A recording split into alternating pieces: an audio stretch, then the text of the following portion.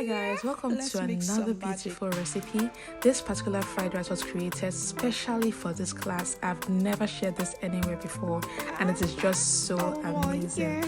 Now I'm going to be showing you all the ingredients later on, and then you're going to see how we're going to make it combine into this beautiful meal.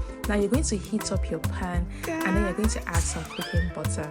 You can use whatever brand you like, but then I know some of us live in Nigeria here, and this is a very good brand you can buy. It's King's cooking butter. But if you are in diaspora or outside Nigeria, please use whatever cooking butter you have available in your vicinity or in your city. I'm going to be seasoning this with some seasoning cubes. I love to do this because again it infuses some of that flavor into that butter. And guess what I'm going to be doing? I'm going to be frying my shrimps. Yes, I'm using this jumbo prawns rather for this particular fried rice recipe. I've come to realize that jumbo prawn taste in your fried rice is one of the best. Now again, you can use whatever protein you have. You can use chicken, you can use turkey, you can use fish fillet, whatever you want to use. For this particular recipe that I'm sharing with you, this is exactly what you're going to be using. I have this jumbo prawns. You don't want it to overcook. You're going to turn it on its side, and once it curls up like this, just like your shrimps, you know that it's ready. You need that lovely color, and the flavor that the butter already gives the shrimps is just so good. Now that everything is ready, this took about 5 minutes. I'm going to be taking this out. Again, like I would always mention, this is not on high heat. Once you have all that shrimp out, I'm going to be pouring in my washed rice. Now guys, this rice was about 4 cups of rice, so you can just pour that into the butter and then stir it together. Once again, we are toasting the rice. Now, one of the reasons why I toast my rice is that it doesn't allow your rice to go bad all the time. I've heard people say they make fried rice and the next day it has gone bad. It tastes sour. Now, this is the reason why I always toast my rice.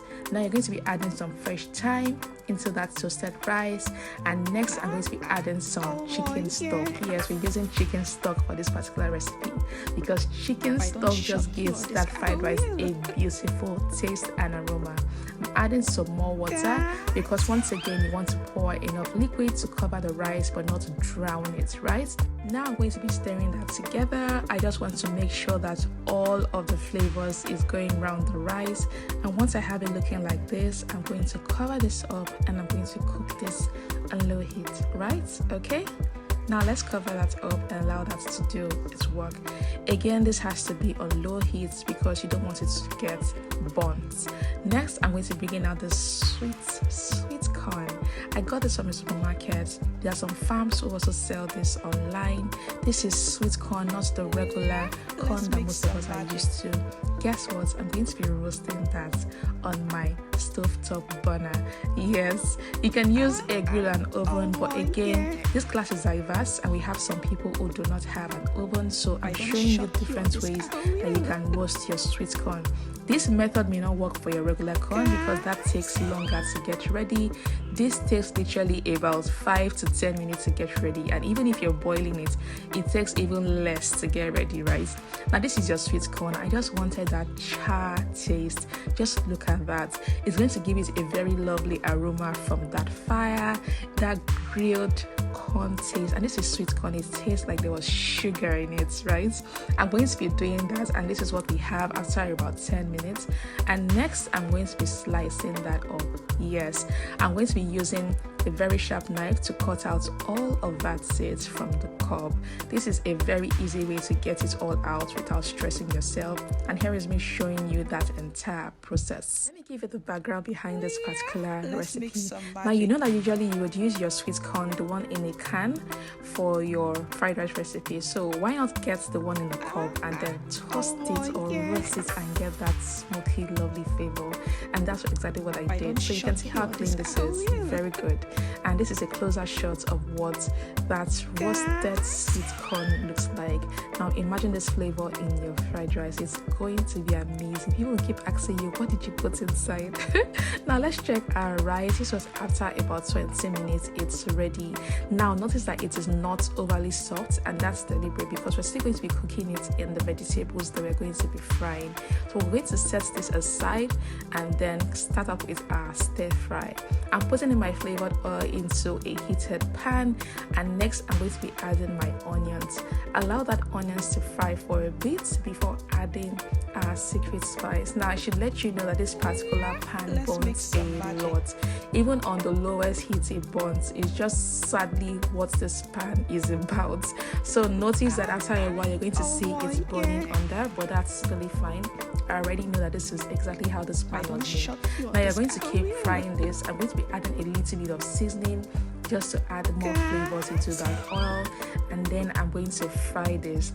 I'm going to fry this until it's brown, or I see a little bit of that golden brown on the onions. And you already know why I'm doing this. It's because she wants all that flavor. Recall what I mentioned about the pan. Can you see that it's having a little bit of that? Anyways, our onions is looking beautiful, so I'm going to be putting in our bell peppers. Now this is the orange bell pepper. This is a whole large bulb. This is another bell pepper, the yellow bell peppers, and this is our red bell pepper. This quantity is the size of one large bulb each, and that's what you can see me pour into that oil. I'm going to allow that again fry, and you know it's going to release some juices. And next I'm adding this mixed veggies. Now you have carrots here, you have peas, and you have sweet corn. Particular mix was bought this way. Otherwise you can get your carrots and dice them up. You can get your peas from the market, and of course you can also get your sweet corn, the one that comes in a can. You can equally do that. Next I'm putting in this boiled liver. Now this is liver. It is a part of a cow. It is cooked in seasoning and salt and some onions, and when it's cooked and fully ready, I'm going to dice them up, and this is what you have finally. I pour that into the mix because I wanted to have that. And here I'm having some diced cherry tomatoes. I've come to love cherry tomatoes, guys. Lastly, we're going to be putting in this roasted sweet corn to add that smokiness, that lovely flavor to the entire mix. Mix all of that goodness together and allow it to cook just for a few more minutes. Altogether, this vegetable shouldn't cook for longer than 15 minutes or even 10 minutes because everything here shouldn't take too long. I have to put a little bit of ground cayenne pepper because the Nigerian in me wanted heat. If you're all for no heat, please keep that part. And of course, salt to taste because this vegetable stir fry mix has to taste really good before you pour it into your rice. Here is a closer view of what it looks like. This is just so good. You can see the liver, the carrots, the red bell peppers, the peas, the sweet corn, every single thing. And look at that juice. This is the reason why you don't need to put so much water in that rice because you're going to be mixing everything up together. The mixing has stirred already. Now what I do is to scoop out some of that vegetable mix, put a little portion in the pot, and then begin to add my rice.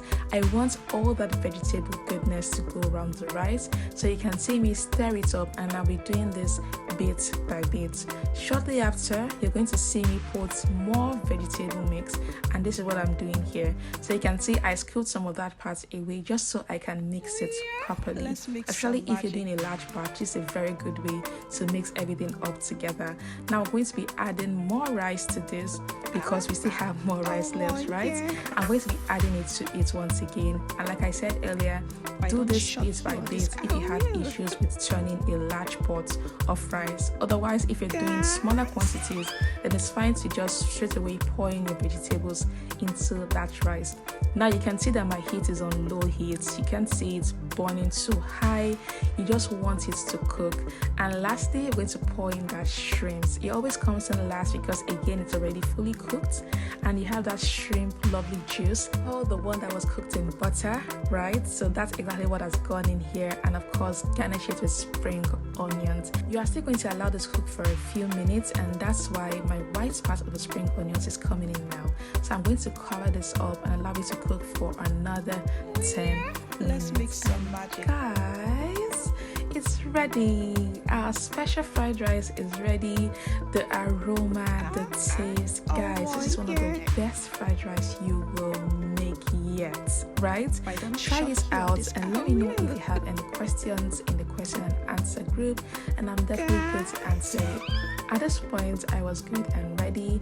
I was looking at every single part. That part I tasted it. Yes, I had to taste it. Always taste to see that everything is okay. If you realize that you need more salt or seasoning, you can add it at this point. So guys, this is what we have. I want you to try it out, and of course, let me know if you have any questions. Okay, bye. See you in my next video.